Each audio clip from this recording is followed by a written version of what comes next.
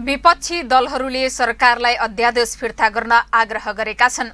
बुधबार सिंहदरबारमा नेपाली कांग्रेसको संसदीय दलको कार्यालयमा बसेको बैठकले अध्यादेश फिर्ता गरी तत्काल संसद अधिवेशन बोलाउन माग गर्ने निर्णय पनि गरेको छ।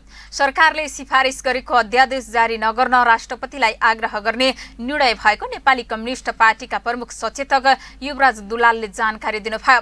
संसद छलेर ल्याएको अध्यादेशको विरोध भर्सना र निन्दा गर्ने निर्णय गरेका छौं उहाँले भन्नुभयो। सरकारलाई अध्यादेश फिर्ता लिन र राष्ट्रपतिलाई अध्यादेश स्वीकृत नगर्न आह्वान गर्ने निर्णय भएको छ। बैठकमा कांग्रेस, एमाले, नेकपा, राप्रपाका सांसद उपस्थित थिए। श्रम संस्कृति पार्टीलाई बोलाइए पनि व्यस्त भएको भन्दै उक्त दलका सांसद उपस्थित हुनु भएन।